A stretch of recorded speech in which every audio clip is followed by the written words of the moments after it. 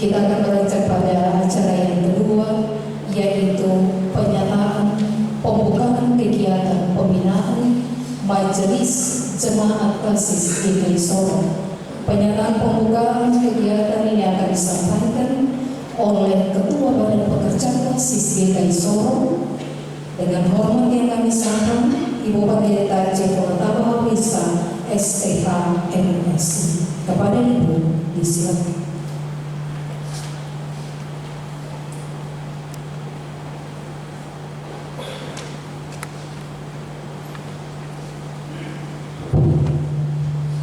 Ya, shalom, selamat pagi Ibu Bapak Saudara-saudara sekalian. Apa kabar? Baik.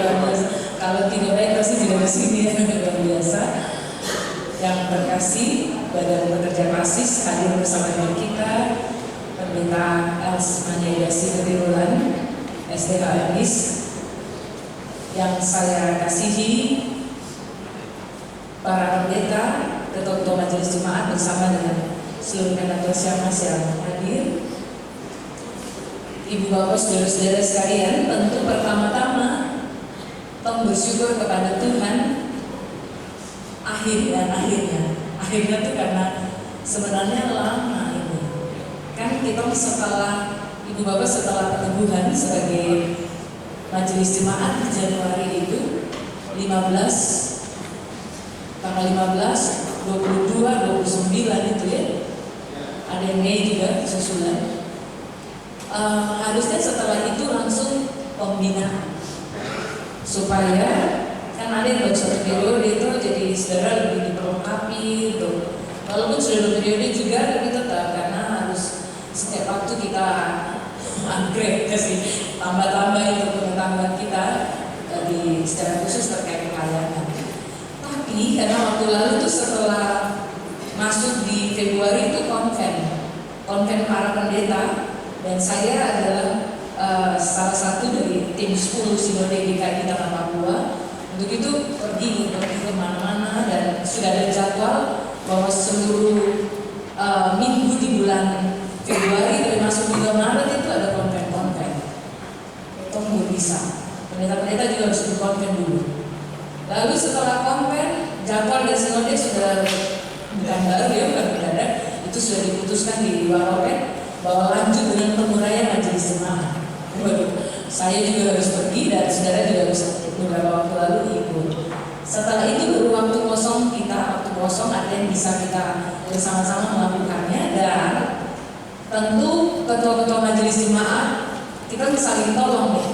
Badan Pekerja Basis bersama dengan majelis jemaat untuk mempersiapkan pembinaan ini kita bikin secara klasikal, artinya langsung ditangani oleh Badan Pekerja Basis bersama dengan tim, ada panitia untuk urus, dan kita bagi memang saudara masih saudara baginya dulu untuk terlalu banyak, jadi kan mau lebih fokus, tapi saudara bukan tuntas kan, itu sebuah proses yang kita mulai sekarang. Nanti ketua-ketua majelis jemaat tuh juga melanjutkan itu. Kenapa diminta untuk ketua-ketua majelis jemaat juga tuh ikut, supaya apa yang kita sampaikan di pembinaan dan nanti pulang nanti saudara dengan ketua majelis jemaat beda lagi di pikiran. Sementara saudara sudah diisi kan bersama, dan ini langsung kita tangani bersama dengan saudara. Nah, tentu kita bersyukur akhirnya kita bisa pembinaan, dan untuk wilayah 3 saudara itu sebenarnya dari wilayah 1. Wilayah 1 itu bagi 2 saja, wilayah 2 juga bagi 2, wilayah 3 kita bagi 3 karena saudara banyak tuh. Jadi kita bagi 3, nanti saya setelah dari sini saya berpindah ke Betania, dari Betania saya berpindah ke Tiberias.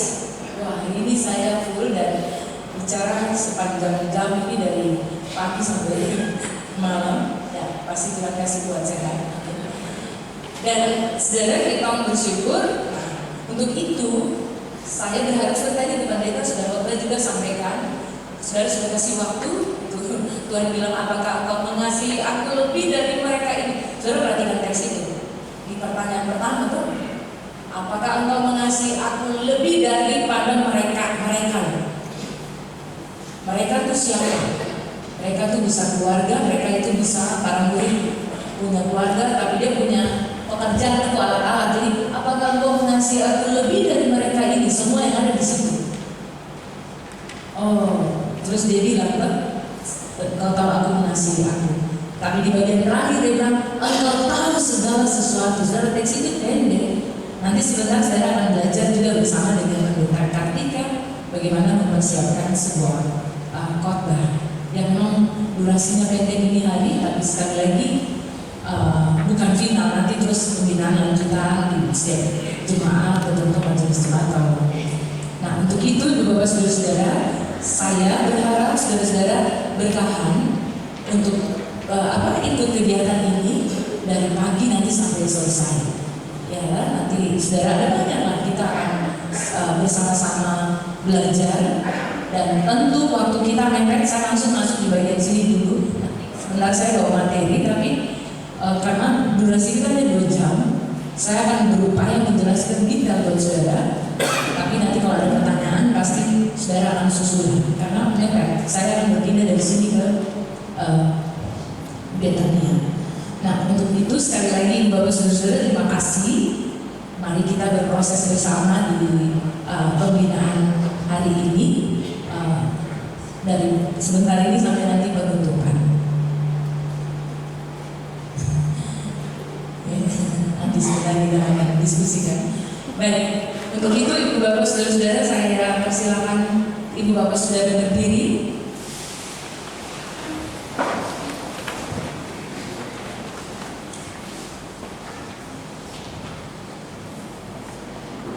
Dengan menaikkan syukur kepada Tuhan Allah di dalam Yesus Kristus dan Roh Kudus, dan memohon tuntunannya, saya selaku Ketua Badan Pekerja Basis GKI Sorong menyatakan bahwa pembinaan Majelis Jemaat Saudara Basis GKI Sorong wilayah 3 yang melaksanakan di Jemaat GKI Evara Malangu dibuka secara resmi, dan sekali lagi kiranya Tuhan.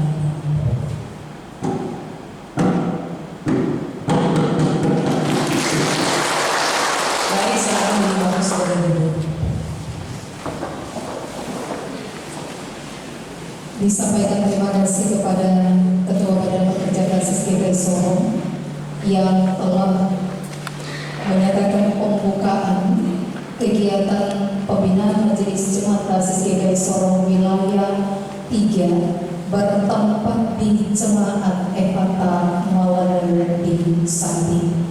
Dengan demikian, maka kita akan mulai dengan kegiatan pembinaan Majelis Jemaat Basis GKI Sorong dengan penyampaian materi yang pertama akan disampaikan langsung oleh Ketua Badan Pekerja Basis GKI Sorong,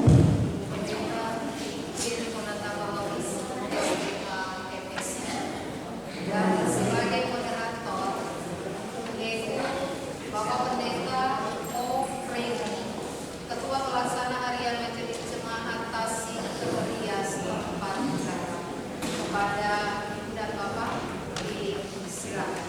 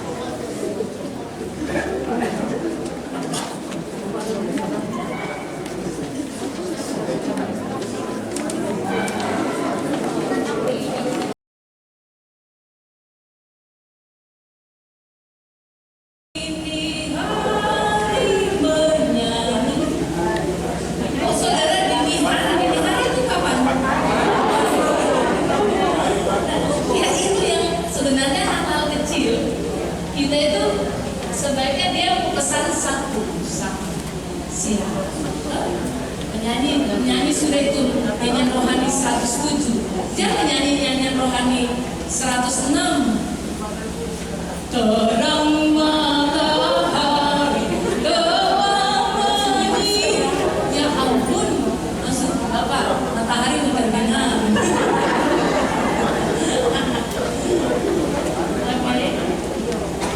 Baik, itu saya beri masukan dan pasti saudara nanti mau pimpin ibadah rayon atau ibadah berikut saya sudah ada bahan itu ya.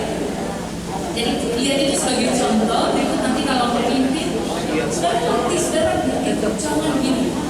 Kadang-kadang tuh kita macam buru-buru kan. Terus sudah persiapan. Saya kalau sudah satu kali juga saya ikut pimpin ibadah minggu. Ini karena tidak persiapan, tidak cek itu lagunya apa. Masuk langsung kita menyanyi nyanyian rohani 21 Perhatikan kenapa? Nyanyian rohani 21. Saya tuh langsung diri konsistori sama kaget. Ya, ini kita ada masalahnya setelah Pentakosta kok. Tidak tahu. Yang saudara ini aja yang maksudnya jangan begitu. Tidak usah gitu. Yang saudara lewat saja. Yang saudara pahami. Oke, silakan. Siapa mau mulai? Ayo. Oke, silakan.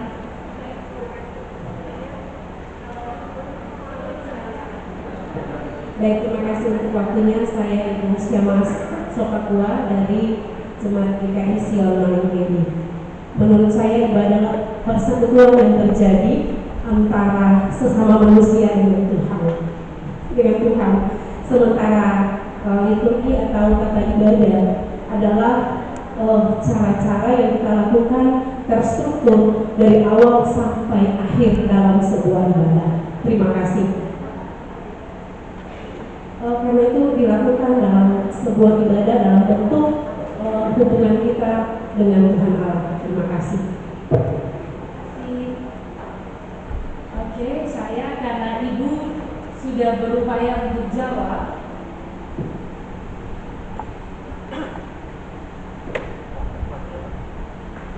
Saya makasih Ibu, saya punya buku. Saya menulis buku. Saya punya 2 buku. Itu ada buku khotbah ya. Pertama itu bertumbuh, berakar dan bertumbuh dalam firman-Nya, 50 khotbah. Itu waktu saya ulang tahun 50. Lalu kemudian saya bikin buku kedua, Aku Suka Menuturkan. Ini ada 50 khotbah juga. Itu karena saya ketua jemaat dulu di Shalom Pademak. Shalom Pademak ulang tahun ke-50.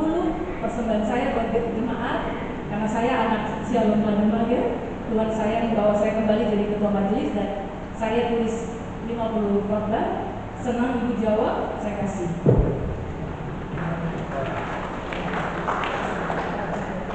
Ada lagi? Nah, itu tadi itu jawab sudah.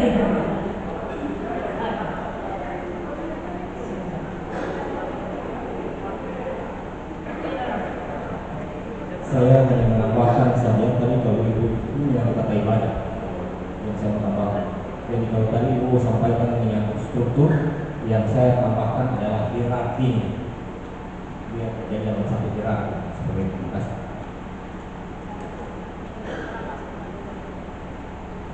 Maka ibadah penting karena menjadi satu proses alur dari awal sampai akhir yang menuntun orang atau jemaat mengikuti proses peribadatan itu untuk sampai kepada tujuan yang diharapkan daripada proses pelaksanaan ibadah tersebut. Terima kasih.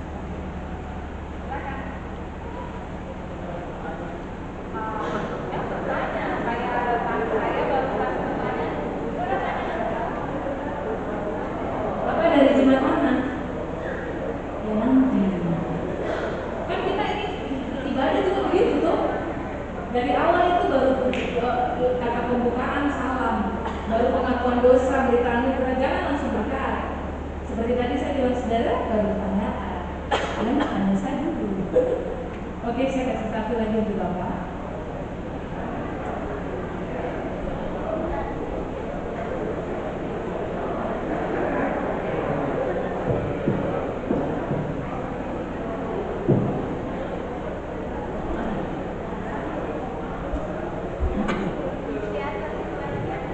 Oh ya, silakan.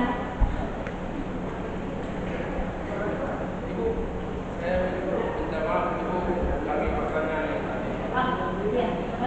Apa itu ibadah? Ya, apa yang Bapak pahami tentang ibadah? Terus di dalam ibadah itu ada kata ibadah. Kata ibadah itu apa ya? Dan kenapa kata ibadah itu penting? Terima kasih. Menurut saya dan saya berpikir ini dengan bahwa ibadah adalah sebagai bentuk perkumpulan dari sekumpulan jemaat yang ada untuk berkumpul bagaimana untuk memuji, beribadah, memuliakan Tuhan. Nah, sedangkan tata ibadah adalah bagaimana suatu aturan atau pedoman yang disusun untuk mengatur jalannya ibadah kita agar tertib dan mempunyai suatu hasil yang baik. Tujuannya kita dapat rasakan di dalam ibadah kita. Jadi maksud dan ibadah kita itu kita dapat suatu hikmat yang tercipta dari ibadah itu dengan adanya tuntunan daripada tata ibadah itu. Baik, terima kasih. Nanti Bapak ambil buku ini ya. Ya. Nah, Ibu Bapak, saudara-saudara, tadi kita sebelum mulai dengan pembinaan ini, kita sebut dengan ibadah. Ibadah ini kita perkumpulan, seperti tadi bilang, kita berkumpul bersatu di sini, berjumpa antara sesama, bukan hanya kita, tapi tujuan kita adalah berjumpa dengan Tuhan. Kita mau menyembah Tuhan. Untuk itu perjumpaan perkumpulan ini, perkumpulan di dalam bukan ikatan dunia ya, tapi di dalam nama Tuhan Yesus. Jelas nih orang yang berkumpul, kita semua yang berkumpul ini mau beribadah, ibadahnya jelas. Dan tadi ada pakai tata ibadah, itu ada urut-urutannya untuk menuntun kita supaya apa saudara? Supaya orang mau dia mulai dan dia tahu bagaimana berakhirnya. Kalau terhadap tata ibadah, saudara bisa ibadah itu berjam-jam, saudara sampai tertahu dia punya titik nanti mau dimana. Tapi kalau kita, saudara, aturannya paling lama 1 jam. Paling tidak ya, tapi kalau kadang-kadang nanti ada vokal grup sampai 30, ya saudara pulang 3 jam lagi baru. Terus 1 grup baru menyanyi lagi 2 lagu. Sudah begitu, kalau lupa kita lagi, kita persilakan lo mengamuk sudah. Oke, nanti saya masuk di situ. Ini belum bisa kak ini? Belum bisa ya? Oke, Bapak saudara-saudara, saya lanjut aja sambil lihat juga di laptop. Sekarang karena kita bicara tentang tata ibadah, bukan tata ibadah gereja lain ya. Kalau saudara dari tempat manapun hari ini menjadi bagian dalam GKI di Tanah Papua, kita tidak mulai dengan menyampaikan bahwa oh bisa punya gereja tuh, no, tidak ada. Yang sekarang itu adalah tata ibadah GKI di Tanah Papua. Luar biasa saudara, karena pergumulan kita panjang dan lama. Saya menjadi bagian dari tim, kita berproses bersama. Sejak Pamoku menjadi ketua sinode di tahun di Manokwari 2019, itu ada konsultasi teologi. Lalu pergi ke Nabire, terus ke Jayapura, sampai pada akhirnya kita punya, tadi saya sudah kasih 87 tata ibadah. Artinya sejarah 87 itu kayaknya banyak sekali tuh. Sudah cetak, sudah pas mau ibadah-ibadah, ternyata masih ada lagi yang belum masuk di situ. Banyak ternyata yang harus. Oke, kita pakai yang ada. Nanti sambil menuju Mondama tentu akan ditambahkan. Kecuali tata gereja tidak bisa dirubah sampai 25 tahun dulu. Kalau kata ibadah bisa ditambahkan, tapi yang penting kita pakai sekarang. Nah, untuk itu saudara, bicara tentang tata ibadah GKI di Tanah Papua secara khusus, bicara ibadah hari Minggu. Di dalam ibadah hari Minggu itu unsur-unsurnya apa saudara? Pertama saudara perhatikan, di dalam kata ibadah kita unsur pertama itu pembukaan. Nanti keduanya salah. Pembukaan ini dulu kita kenal dengan kata fotum, tapi kita pakai kata bahasa Indonesia saja. Memang kalau saudara cari fotum lagi itu artinya apa? Itu terkait dengan janji, komitmen, penegasan. Loh, terus kenapa kita tulis kata pembukaan?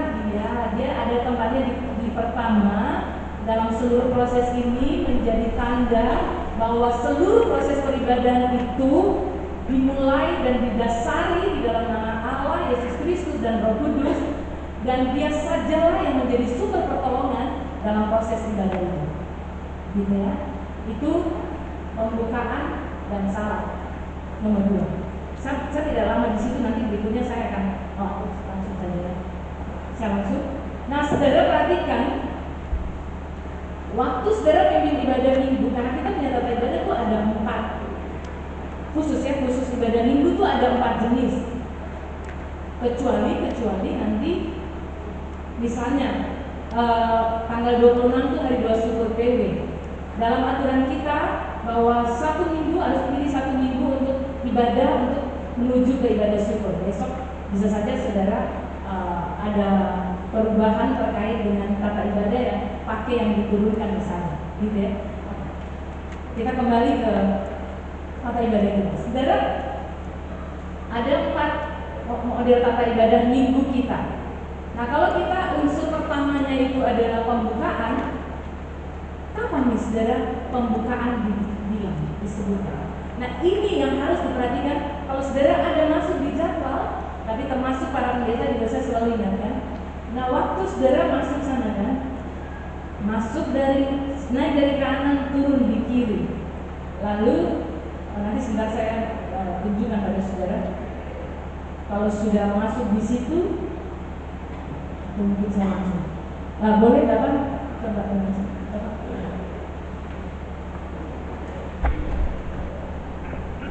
Nah, saudara perhatikan, waktu keluar dari sini, sebelumnya ya, Bapak sih dulu ya. Nah, saudara lihat, saudara yang bawa lagu buka, saudara kasih nyala lilin dan datang sini. Tapi ini nanti Bapak mau kasih geser sedikit ya. Mimbar 2 jangan lebih dari depan dari mimbar 1, ya, sama. Ya, saudara lihat, waktu di sini. Tadi misalnya saudara nyanyi dengan rohani berapa? 3. Baik Ibu Bapak saudara-saudara, kita akan mulai dengan ibadah kita menyanyi bersama nyanyian rohani 3 bait 1 sampai 3. Saudara disilakan berdiri. Berdiri, bunyi, nyanyi langsung. Apa saudara? Lonceng 3 dibunyikan. Nah, lonceng 3 dibunyikan. Menyanyinya misalnya bait 1 sampai 3. Nah, saya berharap Ibu Bapak yang tugas bawa lagu ini perhatikan. Saudara jangan tinggalkan mimbar 2 ini. Kita tidak akan mimbar kecil ya, kita selalu berupaya untuk menikmati mimbar 1 dan mimbar 2. Saudara tidak meninggalkan mimbar ini sampai lagunya selesai dulu. Biarpun pendeta sudah ada di situ, tunggu dulu, selesai baru saudara duduk. 1. Sekarang yang antar.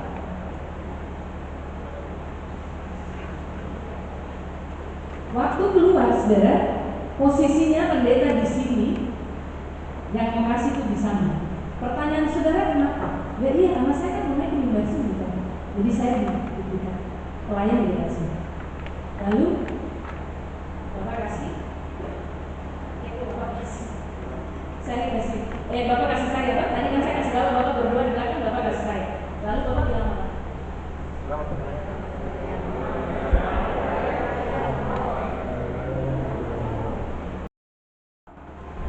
Nanti sudah tertutup Bapak lilin dari mana? Nah, tapi saudara perhatikan, jangan memantati atau kasih pantat ke sana. Begini posisinya. Pertanyaan saudara pada saya, kenapa ya? Kenapa harus ada terjadi begini? Terjadi begini karena proses pelayanan itu sepengetahuan majelis jemaat dan seluruh pelayanan itu atas nama jemaat, satu jemaat tertentu diserahkan kepada pelayan yang datang melayani di jemaat. Untuk itu proses itu harus dilihat oleh jemaat. Tapi bukan berarti di depan altar sana. Tidak, kenapa? Kenapa saudara? Ada beberapa dulu di situ. No, area liturgis kita ada di sini, mimbar ada di sini karena pelayanannya bukan di altar. Pusatnya ada di mimbar, oleh sebab itu begini. Sekali lagi saudara begini ya. Nah untuk itu setiap yang bertugas memperhatikan. Jangan nanti kadang-kadang kita semua baku takut tangan. Ibu maaf, itu di mana ya? Saya di mana? Asal juga tidak tahu. Oke gitu. Lalu kita sudah turun, lalu itu jemaat duduk. Silakan. Terima kasih. Hal yang saudara perhatikan. Saya lihat lagi masih ada jemaat yang mengatakan, baik kita ibadah selesai, mari saudara kita saat teduh. Tidak ada lagi. Dalam aturan kita saat teduh adalah keputusan masing-masing orang untuk melakukannya. Oleh sebab itu, dalam warta kita, dalam penyampaian kita, selalu saudara akan bilang, jemaat kalau saudara datang ibadah, saudara datang langsung saat teduh. Selesai ibadah, selesai kegiatan turun, langsung saudara sendiri masing-masing saat teduh. Tidak perlu silakan oleh petugas. Oke, saya sambil tunggu lagi ya.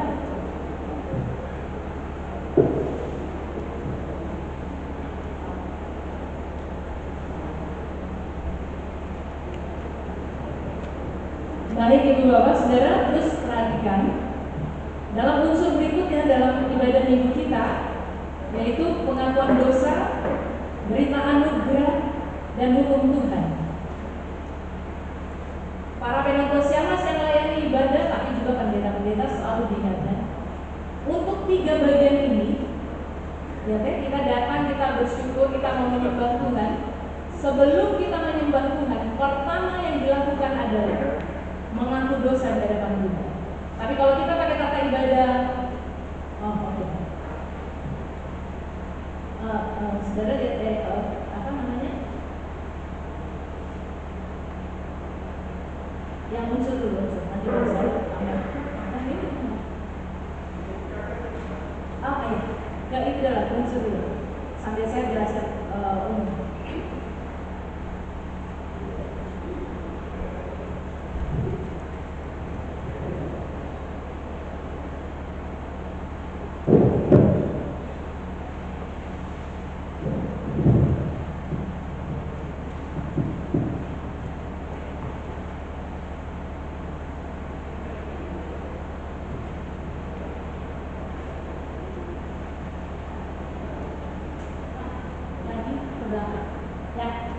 Saudara lihat, ini 3, 4, 5. Kalau saudara kita tata ibadah minggu 1 itu lebih dahulu hukum Tuhan. Tapi kalau tata ibadah minggu 2, saudara lihat itu pengakuan dosa dulu. Paling penting kita ingat kalau masuk kita di dalam hukum Tuhan dulu, supaya kita tahu bahwa ternyata kita gagal untuk melakukan hukum Tuhan itu. Untuk itu kita akan mengaku dosa. Yang mau saya bilang, kalau saudara pimpin ibadah, ingat, di dalam 3 bagian ini tidak boleh dijedari atau dimasukkan solo atau vokal grup yang lain. Menyanyi saja lagu yang ditentukan sebagai nyanyian jemaat. Misalnya, setelah mengaku dosa, saudara menyanyi nyanyian rohani 136. Jangan kasih masuk itu paduan suara atau vokal grup. Kalau ada pendeta, saudara masukkan begitu di tengah ini, nanti setelah itu majelis antar pelayan saudara nanti kesini. Ya apa sih? Ambil waktu yang harus saja. Oh tidak ya? Kemudian pembacaan firman Tuhan di dalam ibadah kita. Kita mau mendengarkan apa yang Tuhan firmankan kepada kita. Kemudian itu pembacaannya. Pembacaannya saudara. Kalau saudara pimpin ibadah atau pendeta-pendeta pimpin ibadah, kita lihat ada ayat sampai 40. Terus bilang, baik saudara, saya akan baca ayat-ayat rangka ganjil, saudara berat tidak bisa. Bacaan ini harus dibaca sendiri oleh pelayan di mimbar. Tidak dibantu oleh orang. Batu, tidak ada batu. Kalau batu ada pintu. Oke, kemudian saudara, kecuali kan kalau kita bermasmur bagi Tuhan bersaudara gitu ya. Lalu persembahan syukur di dalam peribadahan kita ada persembahan syukur. Itu apa saudara? Sebagai tanda syukur respon kita bukan hanya karena berkat, adalah bagian penting juga karena kita usaha dengan firman. Kita dikuatkan dan sebagai tanda syukur memberi persembahan. Lalu pengakuan iman di dalam peribadahan kita, unsur pengakuan iman penting karena orang yang bersekutu, orang yang berhimpun, orang yang berkumpul ini yang berjumpa satu dengan yang lain, terlebih berjumpa dengan Tuhan, dia harus menyatakan imannya kepada Tuhan. Lalu ada doa dinaikkan, lalu pujian, pengutusan dan berkat. Oke, boleh lanjut? Lanjut aja. Nah, saudara lihat, kalau ibu bapak saudara pimpin ibadah minggu atau ibadah akhir bulan atau ibadah di gereja lainnya, saudara perhatikan kapan saudara berdiri dan kapan saudara kapan jemaat berdiri dan kapan jemaat duduk. Nyanyian pembukaan, salam, pengakuan iman, nyanyian pengutusan dan berkat. Artinya apa? Aku percaya. Katakan lagi sampai besok agak lewat masih datang langsung sudah. Ibu bukan langsung sudah saya kasih uang 500.000. Teman-temannya nanti, tidak bisa. Terlalu itu terhafal. Sebenarnya ketua jemaat itu mau berdiri dari tempat duduk maju di sini saja butuh tenaga. Jadi itu tenaga. Susahnya di sini dia pas mau bilang salah-salah, tak tertawa lagi. Kira bagus saja kalau mau menjadi mana. Jadi saya tambah lagi 500.000 dan 1 juta. Tapi bukan berarti sekarang saudara belum hafal berdiri saya jauh. So lewat. Oke, ya. Nanti kalau saudara pimpin misalnya pas saudara pimpin tata ibadah itu minggu 4, lalu pengakuan imannya pengakuan iman DKI di Tanah Papua, itu ada koreksi sedikit di dalam tata ibadah itu. Saudara lihat, nanti saudara bilangnya begini, yang di buku tertulis dalam persekutuan dengan gereja Tuhan dari segala zaman dan di segala tempat kita mengaku pengakuan iman DKI di Tanah Papua. Ya, itu ada perbaikan sedikit. Saudara bilangnya begini, dalam persekutuan dengan orang percaya dalam GKI di Tanah Papua, bukan di segala zaman dan segala tempat, karena itu pengakuan khusus kita kan. Jadi dalam persekutuan dengan orang percaya dalam GKI di Tanah Papua, kita akan mengaku percaya kita dengan mengucapkan bersama-sama pengakuan iman GKI di Tanah Papua. Gitu ya, kita saling mengingatkan. Silakan lanjut.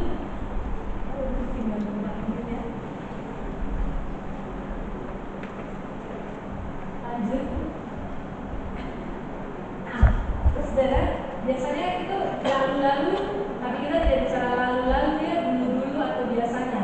Sekarang sesuai dengan aturan. Saudara perhatikan, sebelumnya kita biasa bilang pulang. Kalau ibu bapak saudara-saudara pulang dan terimalah berkat Tuhan. Lah, semua orang pulang baru terima berkat gimana? Terimalah berkat, tapi kita tidak menggunakan kata pulang, kita pakai kata pergilah.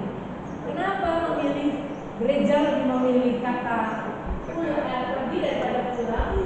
Karena pergi itu lebih maknanya lebih luas ya, untuk bergerak kemana saja, jadi bukan hanya pulang ke rumah, tapi pergi untuk seluruh aktivitas dimanapun. Karena saudara sudah terima berkat, pulang dan jadi berkat dimanapun saudara berada. Oke. Pas. Lagi masih ada kan? Coba saudara kita lihat.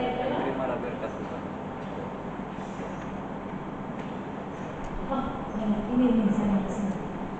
Yang sebelum. Doa di konsistori saudara. Doa di konsistori itu bukan doa syafaat ya. Doa untuk persiapan. Jadi kan, wah jadi saudara sampai berdoa ke pendeta dan ini Tuhan berkati keluarganya. Mau berdoa dia mau pimpin.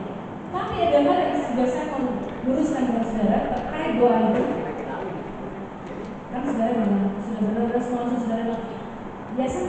masih berdoa juga. Tuhan, biarlah ibadah ini terjadi di dalam nama Allah Yesus Kristus dan Roh Kudus. Nah, nanti itu tugasnya pelayan yang ada di mimbar. Ya, ini kita harus membiasakan, karena doa saudara adalah memohon pertolongan Tuhan untuk seluruh proses. Tugas saudara bukan untuk menegaskan bahwa ibadah itu terjadi dalam nama Bapa, Anak, dan Roh Kudus. Gitu ya. Lalu waktu saudara doa di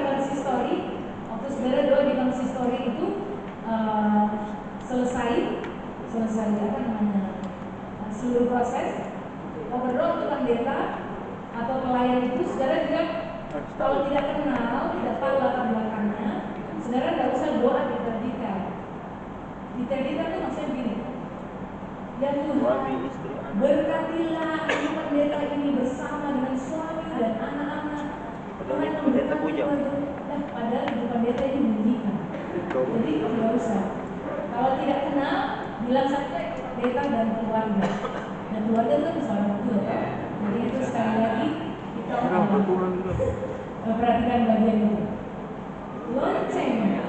Lonceng gereja, saudara sudah ingat bahwa loncengnya pertama bunyi berapa kali? 39, 27, dan 3. Dengan hitungannya bagaimana bunyinya? 1, 2. Ingat yang 2 itu tuh baku dekat. Iya. Tahu? Bukan.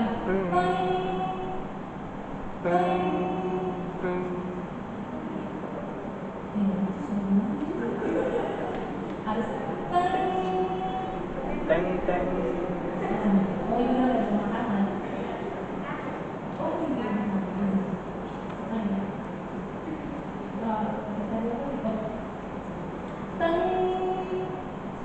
Teng. Berdekatan ya bunyi lonceng.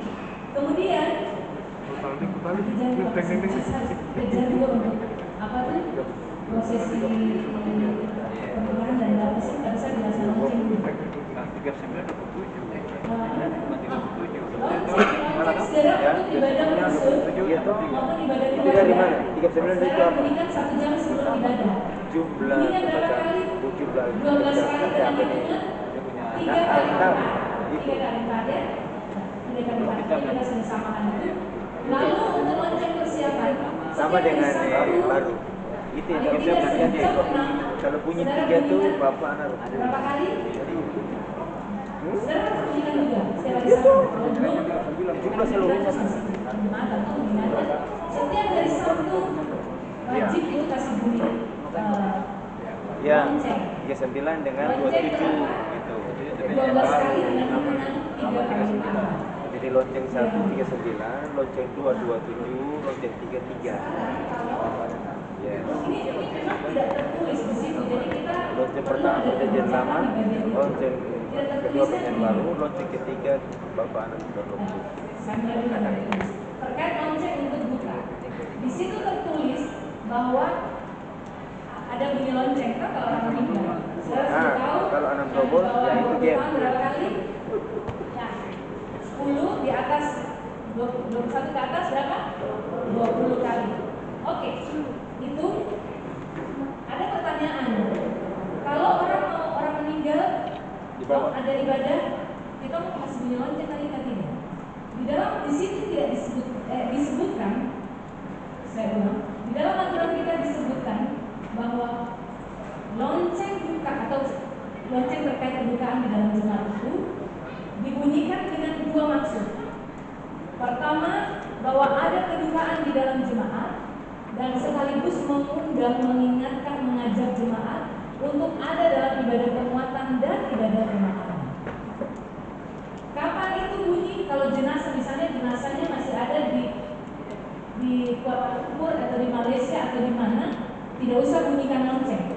Nanti jenazahnya sudah tiba dulu dalam jemaat, baru dibunyikan. Yang tidak tertulis ini saudara, jika para pelayan meninggal, kita sama ini ya, saya sudah berpengalaman di 20 tahun ke atas. Kalau pelayan, misalnya pendeta atau penatua siapa meninggal, ibadah kan ada di gereja tuh, dengan seluruh proses bersama, mulai ada kata pembukaan sampai dengan selesai di situ, dan terakhir dibawa ke kuburan. Lonceng bunyinya, kita kebijakannya di situ ada bunyi lonceng. Tapi khusus untuk kita kalau dibawa ke gereja, karena ada gereja. Kapan bunyinya? Saudara perhatikan, tata ibadah di rumah itu pendek.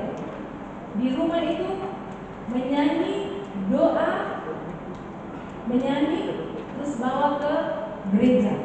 Nanti di gereja yang mulai dengan kata pembukaan. Untuk itu, lonceng 1 dan 2 itu masih ada di proses itu, masih ada di rumah. Saudara mulai dengan 1, terus lalu 2, nanti 3-nya kapan? 3-nya pas mau mulai ibadahnya. Nah, sekarang saya mau tunjukkan pada saudara, waktu bawa masuk ke gereja, itu kan masih lagu pengantar untuk bawa masuk, kan belum proses itu. Karena nanti setelah taruh jenazah di depan, kita ada prosesinya di dalam situ. Yang disebutkan dalam aturan kita itu apa? Disebutkan di sana bahwa nanti ada sambutan dari pihak gereja, baca daftar riwayat hidup, sambutan dari pihak gereja, ucapan terima kasih dari keluarga. Itu terjadi di gereja. Baru kita mulai dengan ibadah. Nah, saudara, ini para pendeta tolong nanti saling mengingatkan. Di bagian itu tuh tidak ada tulis lagu. Tapi untuk menjembatani, karena kita mau lonceng 3, saudara kasih masuk 1 lagu di situ, baru jemaat kita akan mulai dengan ibadah. Jemaat disilakan berdiri langsung lonceng 30. Begitu ya. Ini yang harus nanti kita akan turunkan surat juga. Turunkan surat untuk menjelaskan hal-hal yang tidak tertulis, yang merupakan kebijakan untuk kita samakan. Oke. Saya tadi malam 2 hari lalu saya ikut ibadah penguatan di keluarga Fred Patanai, almarhum. Saya lihat sudah dilakukan, dan itu kita tidak ada persembahan di dalam ibadah, tapi nanti setelah itu. Pertanyaan saudara begini, gimana cara pakai dalam ibadah sudah? Harus Penatua Syamas GKI Tanah Papua ingat bahwa seluruh penerimaan di dalam ibadah itu wajib di-store. Sementara yang kita lakukan di dalam ibadah penguatan itu kepada siapa? Kepada keluarga. Dan ini tidak sesuai dengan aturan keuangan kita. Untuk itu, sekali lagi untuk menolong sesuai dengan apa yang selama ini kita lakukan, kita tempatkan dia setelah selesai ibadah. Sekarang sudah selesai, terus saudara baik, saudara silakan duduk, ibadah sudah selesai. Kita akan bagi saudara yang tergerak hati, saudara akan memberi untuk diakonia dari Tuhan. Saudara mau menyanyi satu atau dengan musik, saudara silakan. Saya lihat kemarin di langsung saudara hitung dan uangnya taruh 1 lagi sudah. Itu penyerahan kepada saya bilang ini kalau kasih keluarga, tapi koordinator pegang mendadak nanti terakhir serahkan kepada keluarga. Hal yang perlu juga selalu tidak tertulis terkait dengan peletakan trans, pemberian trans, peletakan trans jelas tidak boleh di rumah, karena di rumah adalah rumah bukan. Tidak ada yang begini, tapi betul nanti kalau ada pejabat, waktu dia sakit pejabat datang begitu situ. Penghargaan itu bukan soal trans. Balik kamera ke situ. Tapi mungkin dia kalau pegawai dia berhak setelah ini komentar. Trans ini kan hanya kebanggaan kita aja, diri ya orang benar. Tapi sekali lagi tidak di rumah, di kuburan. Nah, kalau ada pertanyaannya, ada yang tanya saya, Ibu, ilmu kesehatan di dalam aturan kita tidak boleh. harus dikasih sesuai. Iya, itu kan dalam ilmu kesehatan. Sejak dulu kala orang di Sulawesi ada apa kena penyakit, ada itu karena COVID orang tinggi begitu. Apa kita di Bible punya itu? Gitu. Lalu di dalam proses Dari ketemu ini semuanya kan ada jauh mana tuh ada penyakitnya itu alih pandangan menurut ilmu kesehatan. Sebelum anggur itu COVID, diberikan sebelum anggur itu diberikan pada jemaat kan sudah dituakan. Jadi pengalaman kita sudah putus. sudah Boleh pada jam terdiri 6 daripada jam 9. setiap wabah penyakit. Boleh. Kalau Tapi itu kalau saudara karena tidak yang jam kalau 6 pagi, sisi pandang kira-kira metode saudara kesehatan jam berapa? itu kesehatan. Jam 3 Tapi kalau masuk. pandangan menurut Kristen Kalau yang kecil dogmatik jam Kristen 9. Alkitabiah itu seperti itu. Kalau banyak dalam jemaat bisa pilih 1 minggu sebelum atau 1 minggu. Apakah dia datang ke sakit penyakit Saya kemarin misalnya di Jawa, itu alih Jumat pandangan. Agung, siapa dulu? perjamuan. Perjamuan. Lalu saya ambil hari ini Paskah. Paskah ada pendeta satu pimpin ibadah Paskah pertama, saya bersama dengan pendeta yang tugas lainnya untuk pelayanan bunga, atau ikut ibadah doa di konsistori, lalu terus keluar dari Dengar tadi itu bilang begini. Oleh karena itu jalan tengahnya Nah, saling tolong antara pendeta, tapi sekali lagi sepengetahuan kalau pendeta dari klasis lain datang pelayanan di klasis orang, sepengetahuan Gereja yang tidak bisa begitu. Apa tetapi sakramen juga perjamuan khusus tidak ada. badan pekerja Jadi klasis dia murid-murid melalui begitu. P2J Tidak tahu. komisi ya, jadi Ini saya saudara pandang bisa ini bayangkan. dulu. Ini kan Alkitabiah. siaran-siaran terus sekarang saya tanya, yang tadi diulas masalah mimbar, yang tadi untuk bilang, semua itu bangunan di sebelah kanan. di situ kok itu ada Nah, pendeta dari klasis itu dalam Alkitab. Ini sudah disebutkan jadi Sebab anak Ya, dia mari kita saya di sama-sama bandara. terus ini dengan tertib. Tadi baru saya itu sejarah. Peringatkan oleh badan tadi baru saya mengerti. Ternyata yang di dalam belakang kanan diskusi itu kita boleh ketika kasih teman-teman mimbar tapi kan selalu itu ke dalam kiri, pantauan. maka mimbar pertama Supaya itu ada di kanan dia. teman-teman Ada pemberitaan. Belum saya mengerti tadi tempat pemberitaan, tempat pemberitaan sebelah kanan, sebelah kanan. Gitu. Jadi mimbar kedua itu kan hanya menyampaikan informasi. Jadi di kiri, maka mimbar pertama itu ada di kanan ibadah. Jadi di malam Moika atau di jam tengah, Ya, boleh memang nanti sekali lagi kita saling informasi supaya jangan sampai nanti tadi ada ahli juga kepala tugas lebih senang Dan tadi kita mau kita saja. menjelaskan itu yang buku berjalan sebenarnya. Sedikit karena itu apa yang nanti Bapak Ibu mau tanyakan langsung di nomor WA dari Ibu Ketua Kasus tadi sehingga nanti Ibu Ketua Kasus bisa menjawab. Bisa dong? Bisa. Siap. Siap? Siap. Nah, terima kasih untuk kita semua Bapak Ibu Ketua dan Semas yang sudah merelakan waktu untuk ada di hari ini dalam pembinaan ini. Terima kasih untuk kita semua. Sudah dengar, sudah catat, baca, dan kerja. Kalau ada yang nanti orang-orang nanti ada pendeta di kemah, nanti bapak pendeta di kemah, saya di situ lagi. Renungan itu biasa di akhir halaman tuh saya kasih inisial saya KSTM, Kartika Sari Taimandi, KSTM. Nah nanti biasa kalau kita ketik itu kalau ada baris lagi ya nggak apa-apa, kalau tidak ya dari kata amin spasi sedikit langsung KSTM atau langsung amin dalam kurung KSTM. Pace 1 tanda silang. Iya bicara asik tek amin KSTM. Bapak Ibu tidak ada yang mengalami itu toh? Itu berarti Bapak Ibu persiapan. Kalau salah tolong maafkan. Oh kalau Bapak bilang KSTM bagus, kalau salah tolong dimaafkan.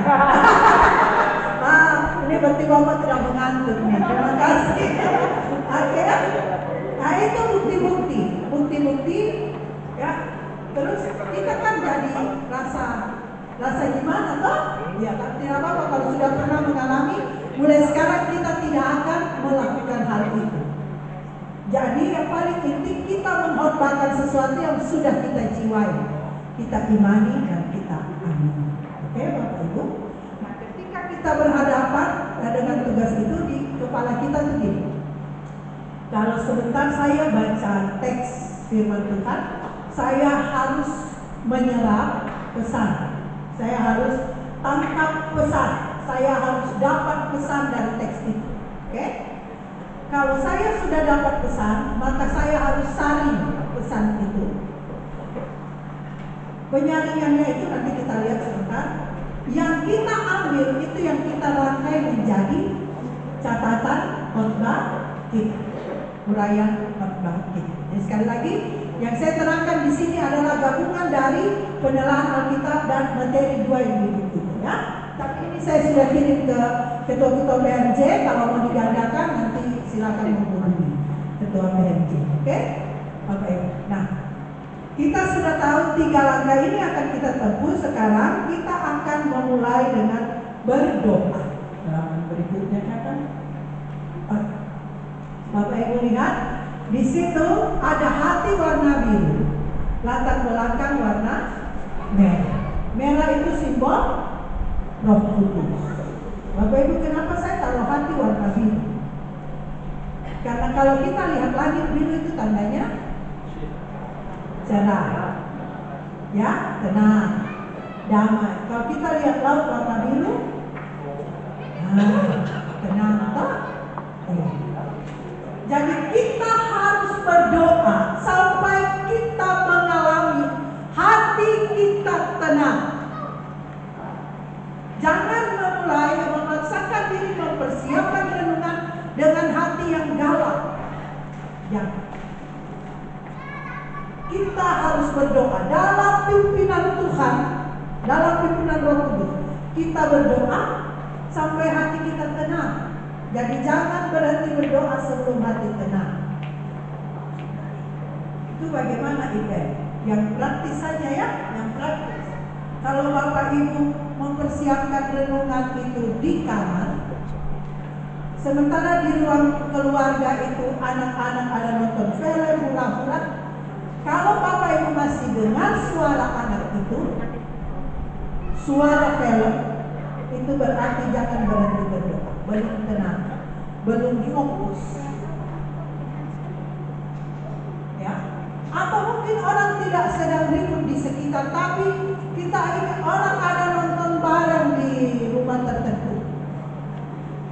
Berarti suara orang hura-hura itu suara orang hura-hura, suara bola gol apa itu, kalau masih ada di hati, jangan berhenti berdoa. Ini langkah awal ini sangat menentukan sejauh apa Bapak Ibu kita bisa menyerap firman Tuhan, menyerap pesan firman Tuhan. Kalau kita membaca dengan hati yang tidak tenang, begitu kita baca, dia juga bisa tidak mendarat di hati kita. Oke? Tapi di sini saya tidak bisa bilang mari Bapak Ibu berdoa sampai hati karena dengar satu suara. Ya, kalau itu di rumah harus begitu Bapak Ibu ya, harus begitu. Saya mengajak Bapak Ibu kita akan masuk mulai dengan doa. Ini langkah-langkahnya Bapak Ibu. Jadi 2 materi itu saya gabungkan jadi satu. Langkah-langkahnya ini, ya. Kita akan melakukan langkah-langkah mempersiapkan perenungan dengan diawali melakukan PA pribadi. Lebih awal lagi kita akan membaca, lebih awal lagi kita berdoa. Oke? Kertas kerja ini saya sudah filenya, saya sudah kirim ke ketua jemaah. Nanti Bapak Ibu bisa minta di ketua jemaah. Oke? Sekarang kita akan masuk dalam doa. Bapak Ibu lepaskan beban, buku, pena, apa semua lepaskan, taruh di samping. Duduk yang tegak tapi rileks. Kaki menapak di lantai. Oke. Tegak ya Bapak Ibu, tegak. Oke, taruh tangan di paha. Buka Bapak Ibu, buka. Oke. Ini Bapak Ibu langkah-langkah meditasi. Doa itu kan meditasi sebenarnya. Ya, oke. Relax Bapak Ibu, relax. Ya. Tarik nafas, pejamkan mata. Tarik nafas lewat hidung, hembus lewat mulut. Tarik nafas, hembus. Tarik nafas, hembus. Tarik nafas, hembus. Rasakan kasih Tuhan. Rasakan berkat Tuhan yang memberi hidup sehat dan kuat, sukacita yang disediakannya. Tarik, hembus, tarik, hembus,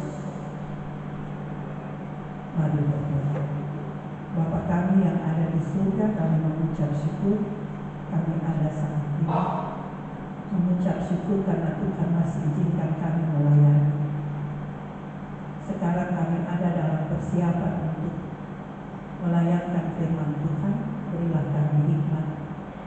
Apa yang Tuhan mau kami sampaikan kepada umat, karena Tuhan mengerti kebutuhan setiap orang yang akan datang beribadah nanti.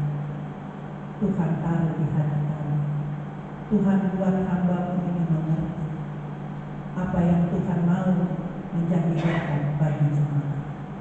Tuhan kasihani kami, tambahkan hikmat, kecerdasan, kekuatan, penguasaan diri, jauhkan segala gangguan, dan berfirmanlah kepada hamba-Mu, berfirmanlah, dan biarlah layakkan hamba-Mu menyampaikan firman itu kepada umat yang Tuhan kehendaki.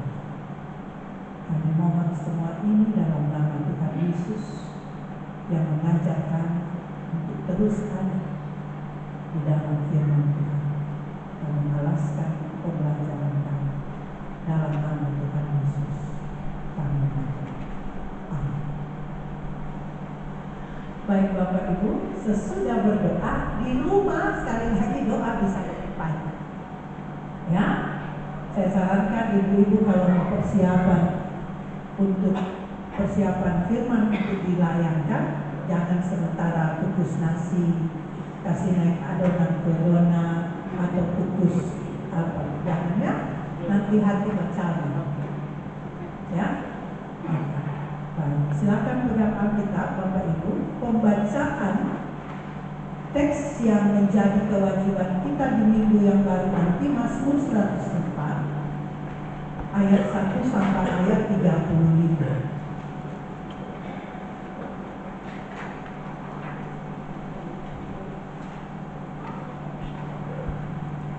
Mazmur 104 ayat 1 sampai ayat 35.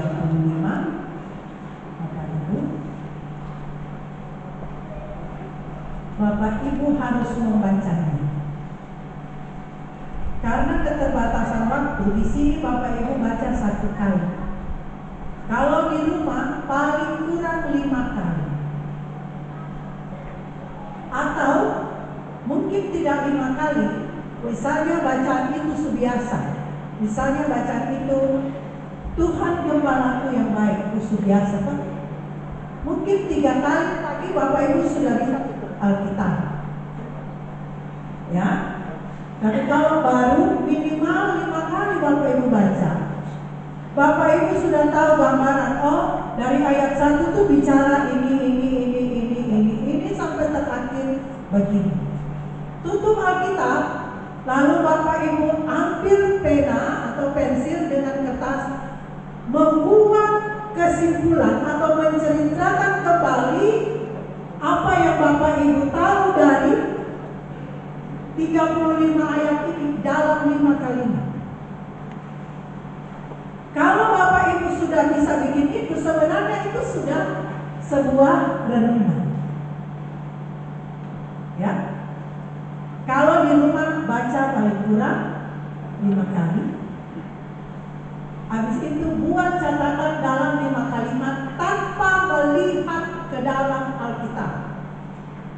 Tapi membiarkan apa yang kami baca lewat mata simpan di hati itu, dia keluar lagi dalam tulisan. Ingatnya itu teorinya. Teori itu ada di dalam buku yang Bapak Ibu pegang. Tapi sekarang saya kasih silakan baca 1 kali. Karena kalau 5 kali nanti itu mau pergantian pembicara. Oke? Silakan Bapak Ibu.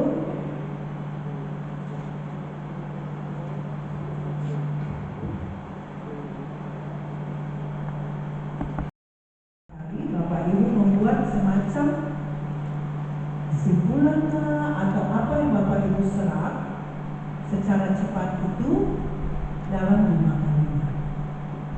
Kalau itu sudah jadi, sebenarnya itu sudah sebuah perenungan. Ya. Tapi untuk lebih mendetail, kita akan melakukan penelaahan Alkitab di rumah. Ya. Jadi jangan sudah depan jemaat baru Ketemu sama-sama ajukan pertanyaan. Siapakah tokoh di dalam bacaan ini? Ya. Dong tidak tahu, saya tidak tahu. Tidak boleh begitu, Iya. Kita harus lebih dulu tahu. Oke? Jadi di rumah sesudah membaca 5 kali dan membuat catatan, oke, kita singkirkan catatan itu. Nanti kita akan diperkaya dengan melakukan penerapan Alkitab. Bapak Ibu, ya ini kita tadi kan menyerap, ini menyerap pesan teks secara satu. Ya, menyerap pesan teks secara satu. Halaman berikutnya.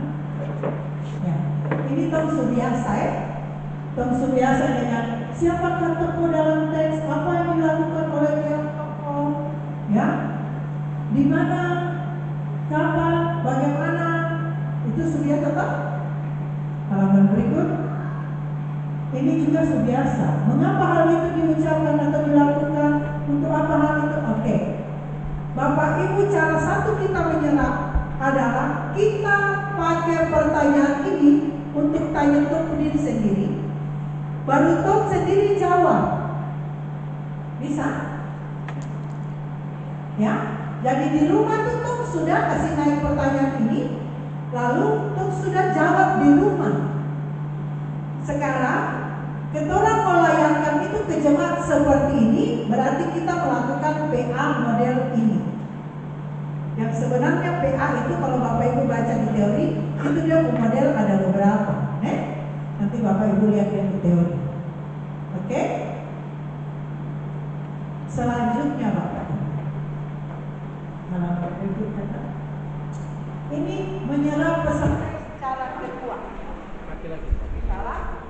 Menyerap pesan teks cara kedua itu Bapak Ibu adalah, ini tidak ada di buku yang Bapak Ibu pegang, tidak ada. Tapi ini saya suka lakukan seperti itu, jadi saya mungkin saya boleh berbagi kepada Bapak Ibu. Cara yang kedua adalah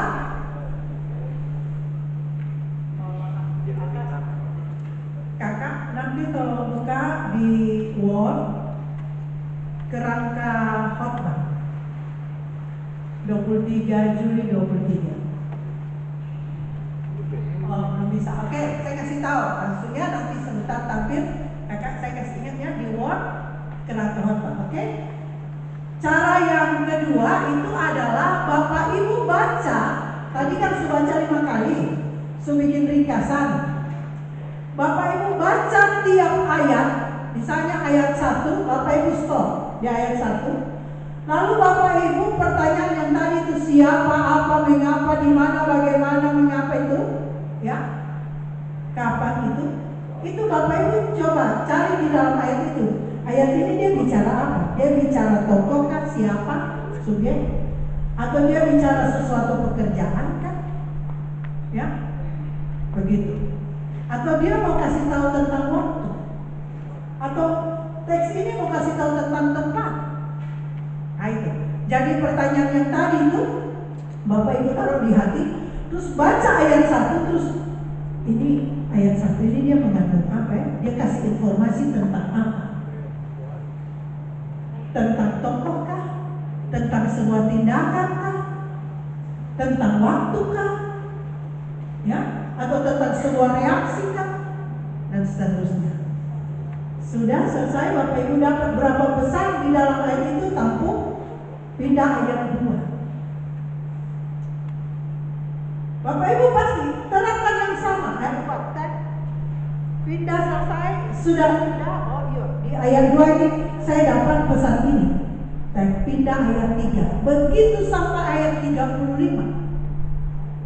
Dan saya pastikan ketika Bapak Ibu merenung dengan hati yang teduh tadi, paling tidak setiap ayat itu ada satu pesan yang Bapak Ibu akan dapat. Jadi 35 ayat ini 35 pesan. Terus 35 itu kasih layarkan dia satu kali, tidak. Nanti sebentar orang masuk di penyaringan. Ya. Tapi setidaknya Bapak Ibu sudah diperkaya. Ternyata di dalam ayat 1 saja, nanti sebentar kita bisa lihat. Di dalam ayat 1 saja kita bisa dapat beberapa pesan, Bapak. Ya. Jadi bisa, satu ayat ada 2 pesan, 3 pesan, yang baru bisa, itu bisa. Ya, nanti sebentar kita lihat. Oke? Ketika kita sudah dapat begitu, saya harus ke sini. Sebetulnya saya transfer ke sini ya.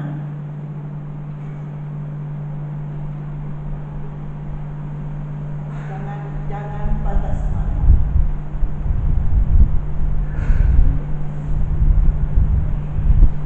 Oke, Bapak Ibu, sesudah kita lengkap sampai ke ayat 35, Bapak Ibu bisa, ini saya tidak kasih ini cara ketiga, tapi ini lanjutan dari kalau Bapak Ibu sudah dapat ayat 1, oh ada pesan ini, ayat 2 ada pesan ini, ayat 3 ada pesan ini, ada hal yang menonjol di situ, ada hal yang baru bagi saya, ada hal yang menggugah hati saya, gitu ya. Kalau Bapak Ibu sudah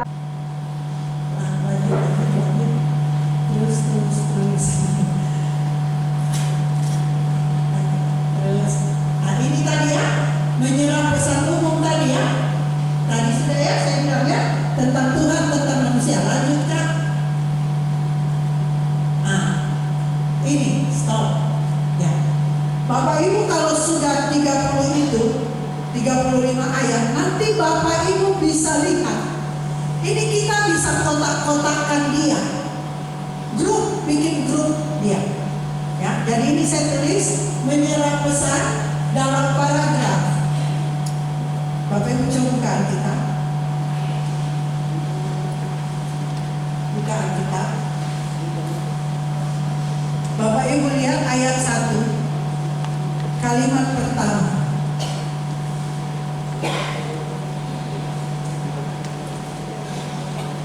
Baca 1, 2, 3, baca.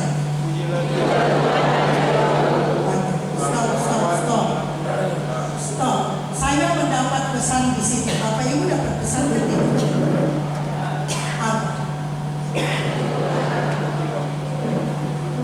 Ya, oke. Ada lagi? Ya, itu. Ya.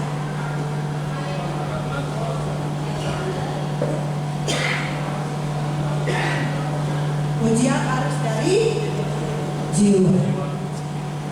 Sudah? Ya. Ya, Bapak Ibu kalau tidak baca di depan, kira-kira Bapak Ibu sadar atau tidak dengan tanda seru? Pujilah Tuhan, haji aku, bukan titik tapi tanda. Bapak Ibu tahu arti tanda seru? Perintah. Perintah. Ini sama perintah siapa?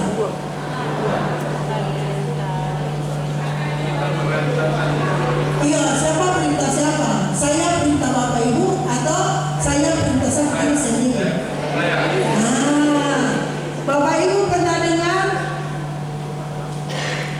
dengar atau pernah melakukan? Saya harus perintah diri saya untuk memuji Tuhan dengan jiwa. Pernah dengar? Sudah pernah ada orang berkata begitu? Wah, ini kayaknya hal baru. Tuhan kasih untuk saya harus hormatkan ini. Ya? Bapak-bapak suka menyanyi. Kalau ini bagi pada PKB ini. Karena pemasmur ini siapa ya? Daud. Kenapa Bapak Ibu bilang dia Daud? Itu satu hal baru kan? Kenapa Bapak Ibu bilang ini Daud? Ya, jangan lupa ya kalau mau menyerap itu, kalau mau menyerap pesan kita juga baca ayat pasal sebelumnya dan pasal sesudahnya. Di 104 tidak ada tulis itu dari Daud, betul? Tapi kenapa Bapak Ibu berani bilang itu dari Daud? Kalau Bapak Ibu baca 103. Kenapa Bapak Ibu yakin bahwa 104 adalah lanjutan dari 103? Kenapa? Ya,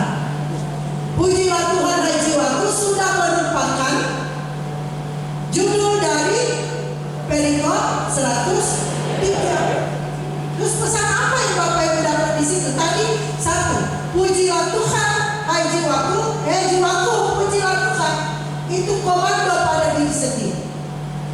Tapi ketika kita tahu bahwa pujian Tuhan dan jiwa ini sudah diulas satu pasal dalam pasal 103, apa yang Bapak Ibu rasakan?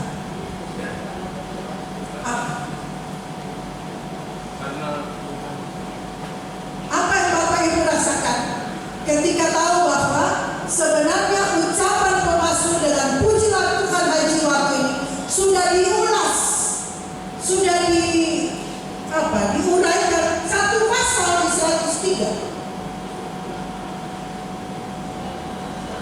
Ya.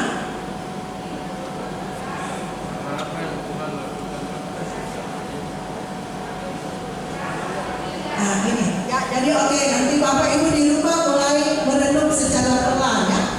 Jadi Bapak Ibu, ketika saya baca pujilah Tuhan hai jiwaku, saya tangkap kalimat itu, ini tanda seru. Pemasmur ini dia komando dia begini. Dia tidak komando orang lain. Pujilah Tuhan dengan jiwaku. Dia komando diri sendiri. Itu sudah satu renungan yang bisa saya Bapak Ibu uraikan untuk menolong setiap orang yang jago komando orang lain puji Tuhan, tapi dia tidak komando diri puji Tuhan. Mama dan anak saja puji Tuhan, Bapak tidak usah ibadah PKB kan? Atau di PW juga ada toh? Ya, orang tua mama komando anak pergi sekolah minggu, mama terapi PW. Ya, kita keluarga komando majelis jemaat atau orang lain harus begini, maka kita telah. Itu satu renungan. Renungan berikutnya adalah ketika membaca itu ternyata pujilah Tuhan hai jiwaku itu sudah diulas di 103, pasal 103. Kenapa di sini harus dibilang ulang? Ini tanda mendesak. Sesuatu yang diulang itu penting, betul? Betul. Sesuatu yang diulang itu penting, sesuatu yang diulang itu mendesak. Mendesak. Nah, pertanyaannya ada, apakah di dalam keluarga saya, di dalam jemaat saya, di dalam gereja kita ada soal ini? Memuji Tuhan dengan jiwa adalah hal yang mendesak. Menurut saudara ada atau tidak? Tidak mendesak? Betul semua sudah memuji Tuhan dengan jiwa?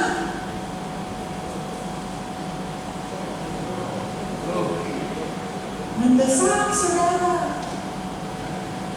Mendesak kita harus memuji Tuhan dengan jiwa, bukan dengan mulut. Membukti. Mungkin di Evata tidak ada, tapi mungkin tempat lain ada. Ya, tidak jauh di Pasisol. Sudah 9 belum datang, tapi nama sudah terdaftar mau menyanyi. Ini baru memuji Tuhan dengan nyanyian, karena Mazmur itu nyanyian. Begitu dipanggil, vokal belum tiba di tempat. Ini menyanyi dengan jiwa kan menyanyi dengan mulut. Besar. Ada yang datang menyanyi, latihan cuma malam minggu. Ada yang datang menyanyi, mungkin dia anak muda kita harus tegas ini. Kalau mau lomba, latihan mati-mati 3 bulan. Tapi mau menyanyi hari Minggu, ini baru tentang menyanyi, memuji Tuhan dengan cara menyanyi. Karena memuji Tuhan itu ada banyak versi. Ya. Jadi kalau pemazmur dia mengangkat pujilah Tuhan hai jiwaku, pagi tanda seru, padahal pujilah Tuhan hai jiwaku sudah diulas di 103. Berarti pujilah Tuhan hai jiwaku adalah hal mendesak, kebutuhan yang mendesak. Pertanyaannya, apakah kita mengakui bahwa memuji Tuhan dengan jiwa itu hal yang mendesak dalam keluarga kita? Ya, ya tergantung keluarga. Akan kelihatan keluarga mana Majelis mana memuji Tuhan dengan jiwa, kelihatan dalam pelayanan. Saudara di Temuraya kan bilang area gereja karena boleh rokok. 2 ya, terus sama kutunjuk tadi satu makan pindah di halaman gereja. Tak usah aku tunjuk. Berarti memuji Tuhan dengan jiwa itu kebutuhan mendesak. Ya, kalau kita masih ngobrol, sudah apa pokoknya. Berarti khotbah yang hari minggu lalu sampai satu ini, Tuhan ada di tengah-tengah kita. Kuduskan diri, Tuhan ada di tengah-tengah kita. Ada kemana renungan kita? Kalau kita belum tiba pada, kalau itu masih menjadi kebutuhan, memuji Tuhan dengan jiwa. Oke, Bapak Ibu, jadi itu contoh ya. Contoh Bapak Ibu, contoh. Dalam satu kalimat awal saja, satu ayat awal saja, kita bisa dapat berapa pesan? Oke? Oke ya? Nanti sebentar kalau berkembang baru sesi ini. Oke. Jadi itu contoh Bapak Ibu.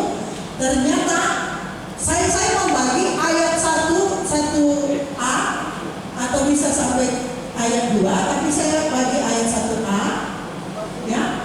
Itu tentang saya melihat di situ pesan keharusan diri untuk memuji Tuhan. Keharusan. Saya harus komando diri saya. Harus puji Tuhan dengan jiwa.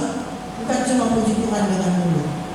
Nah, kalau puji Tuhan dengan jiwa, itu versinya ada banyak. Orang bisa menyanyi tanpa kedengaran suara, tapi hatinya terus memuji Tuhan. Ya? Jadi menerima segala sesuatu dengan tunduk pada Tuhan, itu sudah puji Tuhan. Ya? Kalau saya puji Bapak, tidak harus selalu saya harus jempol, tentu ini karena FB atau barang semua mau kasih jempol boleh. Like dan subscribe. Subscribe ya. Jadi begitu. Tidak harus saya memuji Bapak, bisa saja saya cuma saya punya kepala sekolah dulu SMA Agustinus dulu, Suster Adelbert. Dia paling tidak suka kalau dia berkhotbah. Kalau dia bicara di apel siswa, terus siswa tepuk tangan. Dia bilang saya tidak percaya pada tepuk tangan, sebab tepuk tangan itu bisa memang memuji, tapi juga bisa menghina. Betul tidak? Kalau saya bicara panjang sampai terakhir, sudah jam, kalau itu tepuk tangan sudah, itu bukan puji, itu isi. Betul tidak? Oke ya? Jadi memuji dengan jiwa Bapak Ibu itu akan nampak dalam pembawaan kita. Ya, kalau di lomba Vesparawi itu kan, atau di jemaat juga, Yuri akan menilai penjiwaan lagu yang disampaikan. Dan penjiwaan itu saya dulu ikut paduan suara mahasiswa saya sudah menyanyi dari SD paduan suara dengan keluarga kami ya di Ebenezer, tapi kita tidak diajar teori-teori itu, lalu sampai mahasiswa disuruh menyanyi dengan jiwa. Saya pikir, oh ternyata begitu. Saya dulu cuma diajar, sampai sekarang saya tidak bisa main drama. Ibu Mansa itu ajar ya, main drama, terus menjiwai itu perempuan yang menimba air di sumur. Saya disuruh menjiwai naskah, saya tidak bisa. Terus sampai di kuliah disuruh menjiwai lagu, kayaknya tidak bisa. Tapi kalau sendiri, itu pasti saya menjiwai lagu.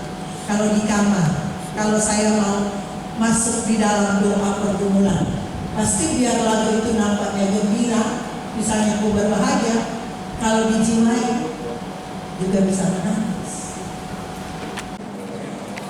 Ya, sekali lagi atas nama Panitia Pembinaan Majelis Jemaat Klasik GKI Sorong mengucapkan terima kasih kepada kedua hamba Tuhan yang kami kasihi, Ibu Pendeta Kartika Sari Manti Tadi SPH dan juga Bapak Pendeta Teguh Bayana SPH untuk menyampaikan materi dan didampingi oleh Bapak Pendeta.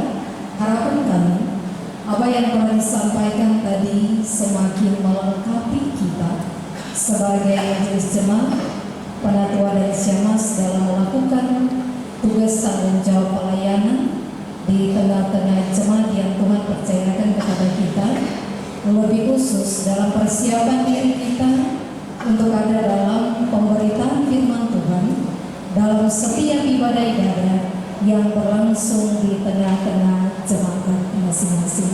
Sekali lagi terima kasih Bu Pendeta dan Bapak Pendeta. Tuhan Yesus memberkati dan kita berikan aplaus sekali lagi bagi kedua orang. Iya Bapak Ibu, mungkin kita bisa bersantai sebentar karena masih menunggu Ibu Pendeta Yesi Limina yang saat ini mungkin sementara memberikan materi di Jemaat Betania, di Jemaat Tiberias Malamu. Materi yang terakhir yaitu pastoral, ya. Berharap kita masih bertahan sebentar karena pasti majelis jemaat melakukan pastoral. Nah, ketika nanti sebentar penyampaian materi yang akan diberikan kepada kita akan tahu pastoral seperti apakah yang kita lakukan bagi orang yang sakit, orang yang bermasalah, tetapi juga dalam persiapan perjamuan kudus yang dilakukan di dalam jemaat kita masing-masing.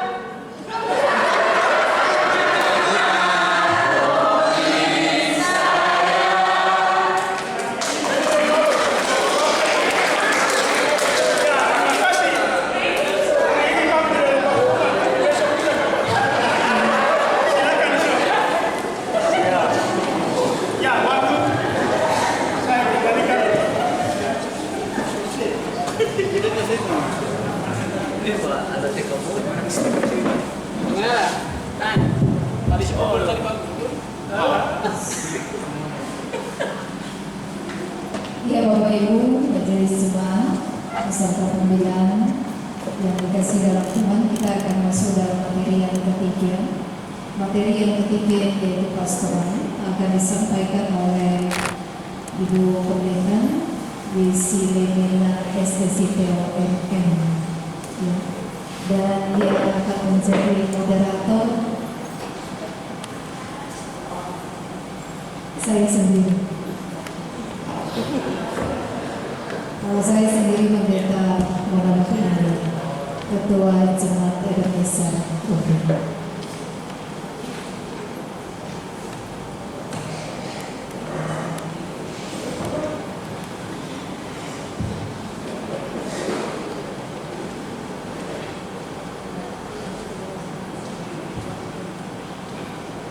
Oke Bapak Ibu sekalian, supaya tidak membuang waktu lagi, sekarang sudah tepat 3:30 dan Ibu Pendeta juga sudah menyiapkan diri kepada Ibu Pendeta di persidangan. Terima kasih Ibu Pendeta. Nah, shalom Bapak Ibu. Shalom. Saya Pendeta Yesi Limina. Saya baru dari Gereja Alfa Tengah. Saya baptis di Mangga, Sini dan nikah di Mangga. 17 tahun di Raja Tengah dan saya sesuai SKCMUD Februari 2023 saya masuk di mahasiswa. Sementara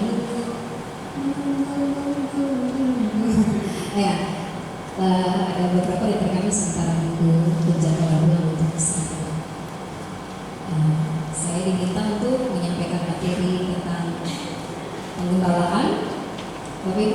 usahakan selesai di 1,5 jam dari jadwal 2 jam yang ditentukan. Saya bisa diinterupsi di kapan saja. Maksudnya tidak pakai penyampaian materi sampai selesai, baru Bapak Ibu tanya.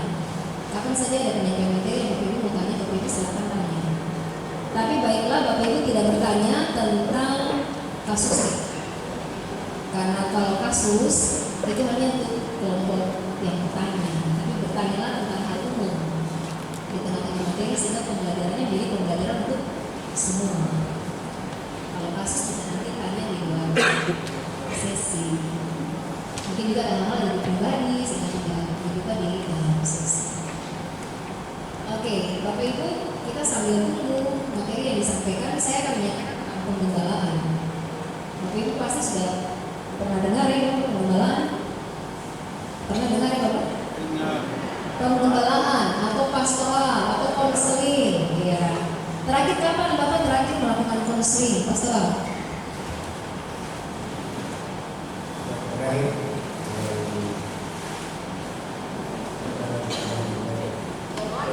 Pastoral apa itu Pak?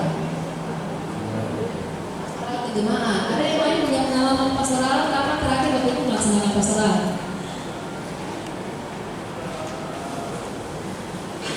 Mari Bapak Ibu, ini jam yang menakutkan ya.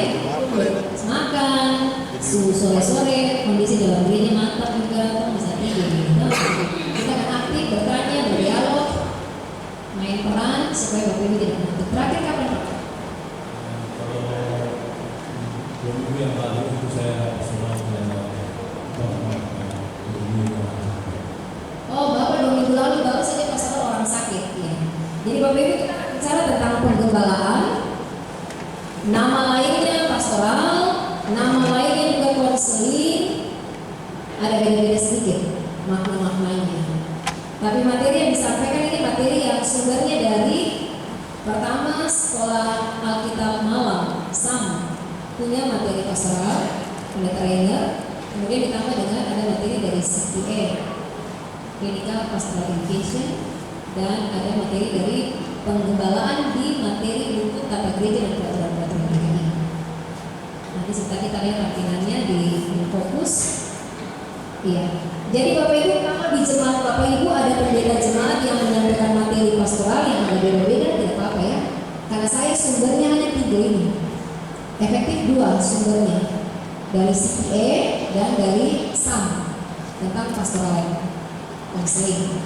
Jadi kalau Bapak Ibu di jemaat pendeta juga sampaikan materi untuk pelengkap untuk membantu Bapak Ibu untuk pastoral dan sumbernya berbeda, tidak apa-apa, kita saling melengkapi ya. Jadi kalau ada yang beda tidak apa-apa karena sumber-sumber pelayanan pastoral pembinaan yang bisa dilakukan dari banyak sumber.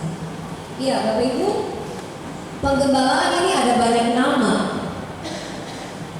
Kalau Bapak Ibu mendengar kata penggembalaan, maka itu sifatnya umum. Kalau disebut penggembalaan, sifatnya umum. Ibadah minggu adalah penggembalaan. Bapak Ibu, Badan Pekerja Klasis datang ke sidang jemaat, lalu menyampaikan arahan dalam pembukaan sidang jemaat. Arahan itu adalah penggembalaan.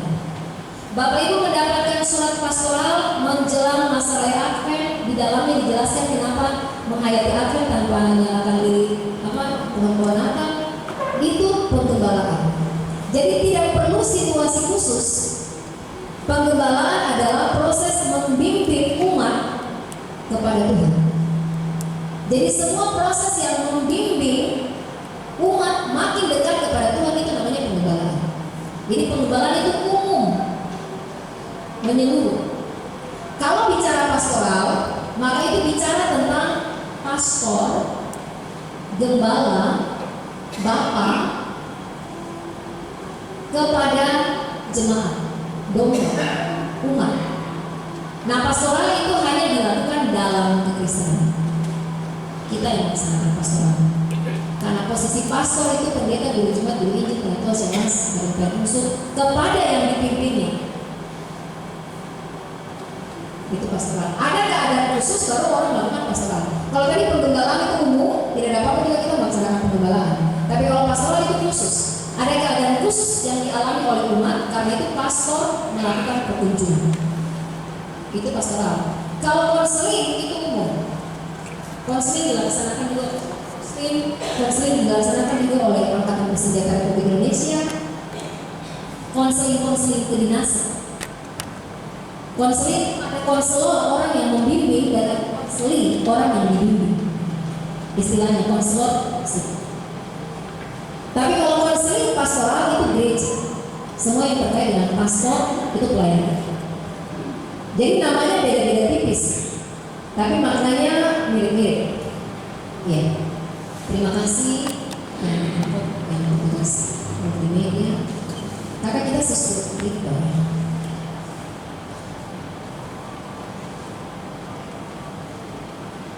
Kakak boleh pasang dia punya pointer.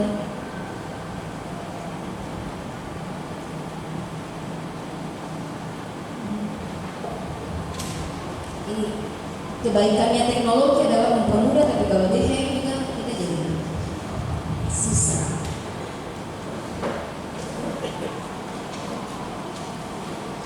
Kakak bisa kasih nekas dulu manual saja, maaf.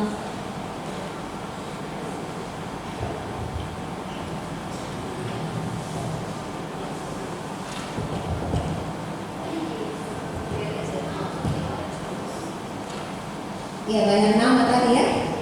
Pengembangan itu umum, membimbing, memperdalam hubungan dengan Tuhan. Kalau pastoral itu khusus, kita pastor pada jemaat dalam keadaan khusus. Kalau konseling itu umum, konselor pada konseling dalam keadaan khusus. Ada banyak nama. Berikut kan. Nah, kapan saudara melakukannya? Tadi Bapak bilang Bapak baru 2 minggu yang lalu melakukannya. Ada juga yang melakukannya pada Januari, pastoral awal tahun. Jadi kita semua ini sudah melakukan pastoral, Bapak Ibu ya. Kita semua sudah melakukan pastoral ya Bapak Ibu. Iya ya Bapak Ibu. Bapak Ibu, kita mau nyanyi kan? Kita semua sudah melakukan pastoral. Puji Tuhan. Selanjutnya kan. Nah baiklah, minimal kita melaksanakan pastoral itu paling sedikit 4 kali minimal. Pastoral awal tahun, pastoral perjamuan, pastoral perhubungan khusus, dan pastoral akhir tahun. Apa saja yang kita lakukan pada saat pastoral ini? Kalau pastoral awal tahun, Bapak Ibu datang kunjungan kepada jemaat dan menyatakan kepada jemaat berikutnya. Bapak Ibu menyatakan kepada jemaat, puji Tuhan, selesai tahun lama, kita sekarang masuk tahun baru. Terima kasih karena jemaat bersama kami di tahun yang lama. Dan kami minta jemaat tetap bersama kami di tahun yang baru. Tolong tetap aktif beribadah, tolong tetap gabung dalam kegiatan-kegiatan. Kita juga sampaikan kita punya rencana pelayanan yang besar di tahun ini. Tidak semua rencana, jangan kasih tahu hasil sidang di situ. Nanti lama, yang penting-penting saja. Tahun ini kita akan bangun pastori yang ketiga, karena kita mendapat pendeta 3. Misalnya, loh, ini nanti kalau ada panitia datang, mohon dukungan, jangan tolak panitia. Kita sampaikan rencana pelayanan yang umum, yang besar, dan mohon agar jemaat itu mendukung rencana pelayanan kita yang akan kita masuk. Berikut. Kalau pastoral perjamuan, maka kita melaksanakan perkunjungan untuk menyampaikan ada rencana pelayanan perjamuan kudus. Keluarga diundang pada perjamuan kudus. Semua anggota sini jemaat diundang pada perjamuan kudus. Tapi bahwa perjamuan kudus ini ada syarat dan ketentuannya. Kita baca syarat dan ketentuan berdasarkan 1 Korintus pasal 11. Atas syarat dan ketentuan ini kami mempertanyakan jemaat. Bagaimana kesiapan jemaat untuk mengikuti perjamuan kudus?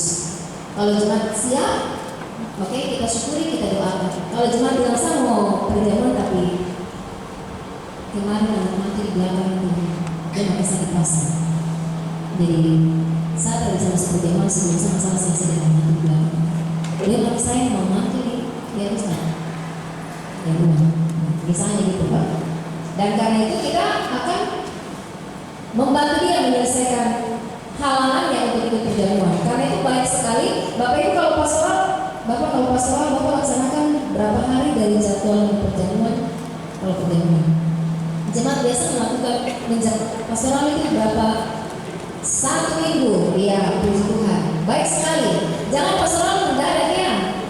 Jangan 2 hari. Nanti kalau ketemu masalah tuh tidak punya waktu untuk menyelesaikan masalah. Sedangkan tujuan pastoral kita adalah membantu jemaat yang ada dalam keadaan sulit untuk memasuk perjamuan, kita bantu dia selesaikan masalahnya. Karena itu baik sekali, tepat sekali untuk 1 minggu sebelum kita melaksanakan perjamuan kita sudah melaksanakan pastoral. Jemaat besar bisa lewat sebelum itu juga, tapi kalau poinnya banyak bisa lewat. Ya. Jadi minimal kita bicara tentang ini. Kalau selanjutnya pastoral khusus, saya tidak jelaskan kakak selanjutnya. Saya tidak jelaskan pastoral khusus, ada orang sakit, orang meninggal, orang berduka, karena itu nanti sesuai dengan ini ada butuh apa bagi kita semua. Tapi pastoral akhir tahun, baiklah kita bersyukur kita akan mengakhiri tahun.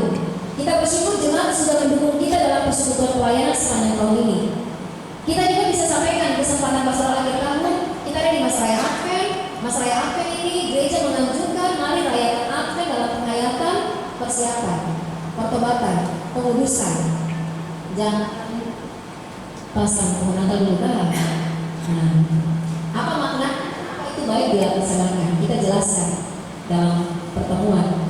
Ini baik untuk kita lakukan. Kadang-kadang kita turunkan aturan, tapi kita tidak jelaskan pemakna. Jemaat marah, jemaat ngomel, jemaat tidak laksanakan. Saya bilang dengan kategorisasi begini, sederhananya. Mama ada jalan mau sakit nih, jalan begini-begini, jalan aku lagi. Anak belum lahir, tapi bapak segala yang tangguh. Anak laki-laki, anak laki-laki. Mamanya sama lah. Kok bantu saya? Ini masih dalam perut. Memang kita menghayati Yesus lahir tanggalnya 25 itu kita hayati.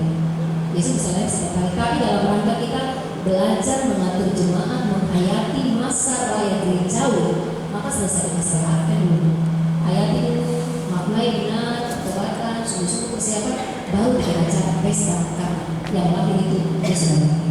Jadi baik kita pastoral kita jelaskan ini. Lalu jelaskan, mari tolong ada merayakan Natal ini, hindari pola hidup yang tidak jadi kesaksian. Kalau jatuh itu siapkan minuman 1 orang 1 liter setengah Sprite, dan jangan terjadi tikus. Tapi ini jangan mabuk lah. Jangan dalam kehidupan pesta pora yang nanti jadi batu sandungan. Itu kita jelaskan. Kita doakan keluarga itu, seluruh anggota jemaat keluarga itu, untuk mereka menjaga kekudusan menjelang masa raya Advent sampai memasuki Natal dan Tahun Baru. Kalau ada rencana pelayanan perjamuan kudus kita juga jelaskan. Ya, ini minimal yang kita bisa bilang pada pastoral rutin. Ini pastoral rutin awal tahun, perjamuan kudus dan pastoral akhir tahun. Selanjutnya, nah penggembalaan selama ini kita tidak punya waktu banyak sehingga kita tidak praktek ya. Yang lain saya praktek. Selama ini biasa itu penggembalaan bagaimana? Ibu mau datang, ibu bisa cerita sedikit?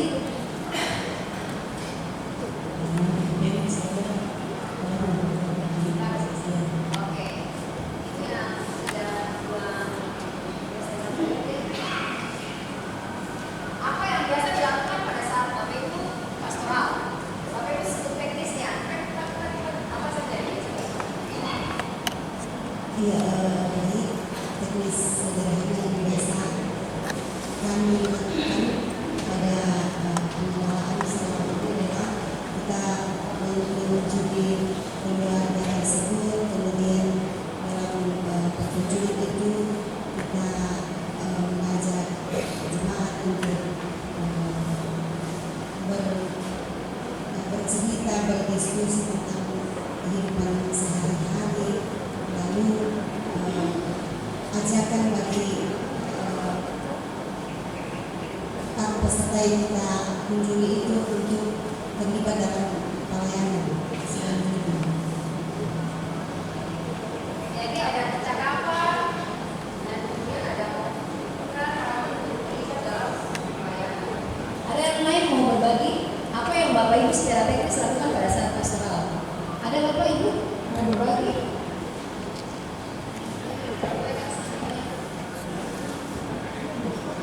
Boleh selanjutnya Kak. Bapak Ibu ini cross check saja. Apakah ini praktek yang sering terjadi di pelayanan Bapak Ibu ini? Cross check. Kalau ada ya jadi catatan, kalau tidak ada puji Tuhan. Kadang-kala ketika kita melaksanakan pastoral kepada orang sakit, kita tidak punya latar belakang dokter, perawat, para medis, tapi kita tiba-tiba jadi dokter. Kita bilang ibu ini pasti sakit asam lambung, ibu begini kita sudah seibu itu, padahal di dokter ada gitu. Baru kita bilang obat yang bagus gini, kita tawarkan saya cocok di sini minum obat ini. Ayolah, mari kita kunjungi orang sakit, kita dengar dia sakit secara fisik, tapi dia juga bisa secara psikis. Ada beban, ada pergumulan, jadi dengarkan dia, jangan jadi dokter, jangan jadi hakim. Kemudian kalau Bapak Ibu mereka minta didoakan. Dalam kasus orang lanjut usia, umur sudah sangat suntuk, sudah sangat lemah, kalau dia belum minta meninggal, bagaimana tuh? Ibu doakan apa?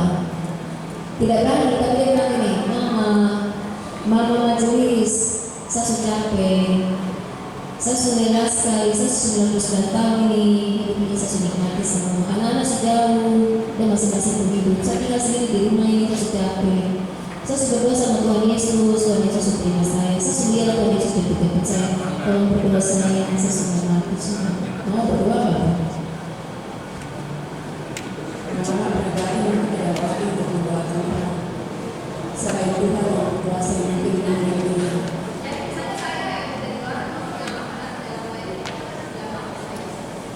Ini tidak berani juga untuk meminta-minta.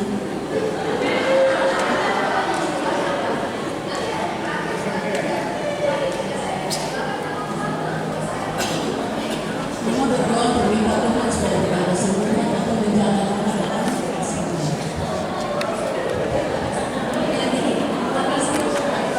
Iya, kalau kita berdoa kita meninggal, kita tidak berdoa meninggal kan?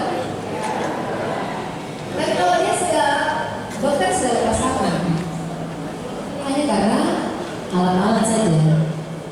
Dokter sudah lepas tangan, anak-anaknya cukup sudah bilang, Ipen, mama ini menderita sekali. Dia nafas setiap malam itu aja, gitu-gitu, terus kasihan lagi. Mamanya mau meninggal, anak-anaknya sudah ikhlas, sudah kumpul semua anak-anaknya, dokter sudah angkat tangan. Kita doanya Tuhan berikanlah kesembuhan. Begitu? Hah? Ya? Ya. Tapi tetapnya permintaan minta mati kita bilang tidak. Tuhan hambaku ini dalam umur panjang yang Tuhan beri, dengan kelemahan tubuhnya dia sangat menderita. Kami menyerahkan dia ke dalam berkat Tuhan. Keputusan Tuhan terjadi atas. Jika Tuhan berkenan dia menikmati hidup umur panjang, maka Tuhan tambahkan kuat, sehat, agar hidupnya menjadi kesaksian. Jika Tuhan mengizinkan dia untuk mengakhiri penderitaannya dengan cara Tuhan, maka Tuhan buat dia tenang. Begitu kan? Menyerahkan kepada kuasa Tuhan. Bapak Ibu pernah melayani orang yang doa penyerahan? Pernah doa penyerahan? Boleh cerita yang pengalaman doa penyerahan apa saja yang didoakan dalam doa penyerahan?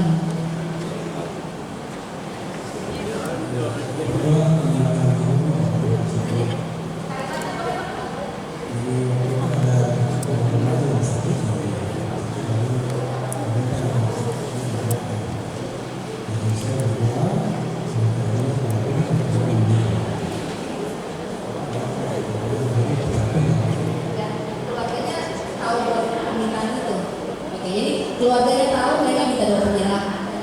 Majelis mendoakan doa penyerahan. Isinya apa saja Pak? Bapak menyerahkan kepada Tuhan. Ada yang punya pengalaman lain doa penyerahan? Oh silakan Ibu.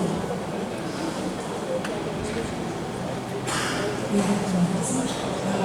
Saya pernah alami. Itu anak saya. Itu anak saya sampai ini, tapi dia sudah dalam keadaan koma. Jadi apa yang saya bilang itu Tuhan. Sekali saya bilang Tuhan, ambil dia. Jangan besok, jangan sebentar, jangan besok, dan jangan lusa. Sekarang ini juga Tuhan, ambil dia, saya sudah serahkan untuk Tuhan. Ternyata apa yang saya minta untuk Tuhan, Tuhan tidak menjawab sesuai dengan saya punya bahwa tapi Tuhan memberikan kesembuhan dan Tuhan sampai sekarang. Ini ada kasus yang berbeda. Ibu alami anaknya koma, ibu doa penyerahan untuk anaknya, tapi anaknya yang diserahkan itu tidak. Yang salah dua ibu itu Menurut Ibu bisa berdua atau? Ya. Karena cinta tidak mau anak menderita banyak. Ya, karena itu. Tapi saya setuju dengan menurut kita, menurut mamanya, jangan dia menderita dan karena itu saya serahkan kepada Tuhan. Jangan dia jangan usah sekarang. Tapi baiklah menyerahkan kepada Tuhan, menyerahkan pada keputusan dan kedaulatan Tuhan. Jadi jawaban doanya bukan tidak dijawab, tapi dijawab oleh Tuhan. Kalau ibu tadi bilang kita tidak mati, ternyata tidak mati kita kembali. Baiklah kalau kita coba penyerahan, kita apapun yang keluarga minta kita serahkan kepada keputusan dan kedaulatan Tuhan. Tapi Bapak Ibu saya mau stressing tentang ada halangan-halangan orang yang mau mati. Ada halangan orang yang mau mati. Maaf kalau orang pakai pangkatan itu dia mati susah. Jadi kalau Bapak Ibu ada pelayanan orang doa pelepasan, Bapak Ibu harus memastikan dia dilepaskan dalam tangan Tuhan. Dia mati dalam tangan Tuhan.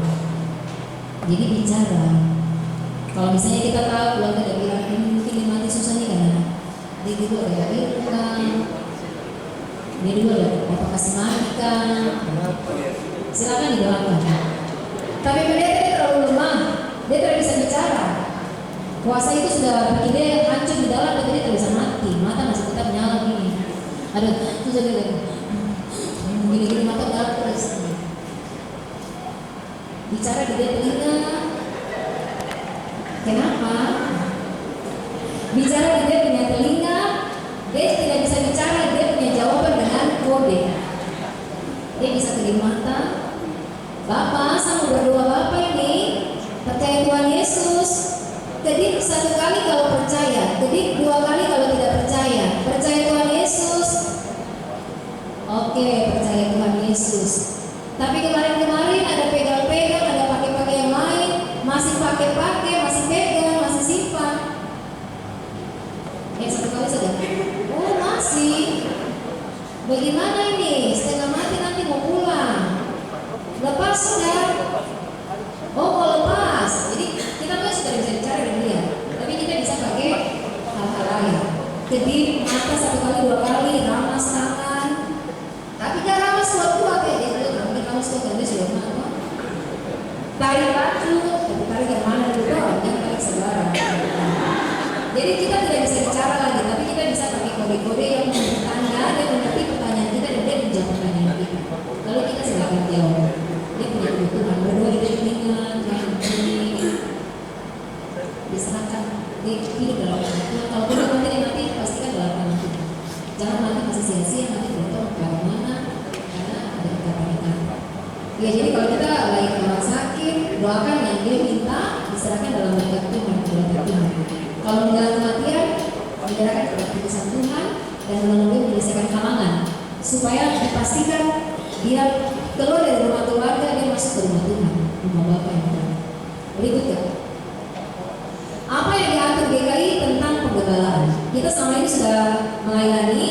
Apakah yang kita melayani ini sesuai dengan yang diatur gereja? Bapak Ibu bisa baca di halaman 233 sampai 241. Itu tentang penggembalaan umum yang dilakukan oleh gereja, termasuk di dalamnya ibadah-ibadah SP, ibadah raya, ibadah khusus.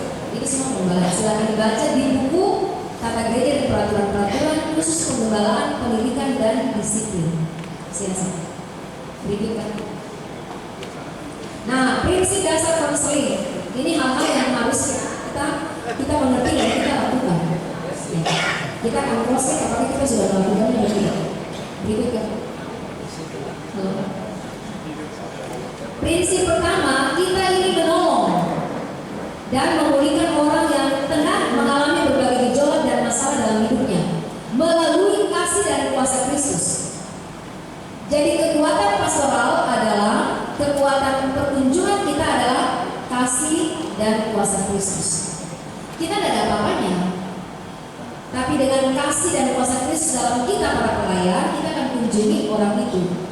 Dengan kasih dan kuasa Kristus dalam orang itu akan menolong dirinya sendiri untuk dipulihkan dari keadaannya, dari berbagai gejolak yang dia alami. Jadi ini proses menolong dan memulihkan.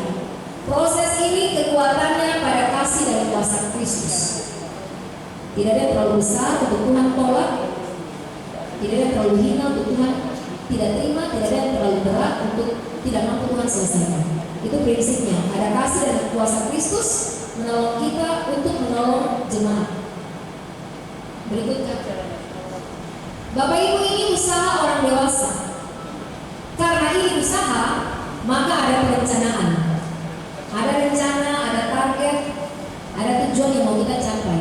Dan karena ini usaha, kita tidak jalan satu kali terus berhenti. Namanya usaha.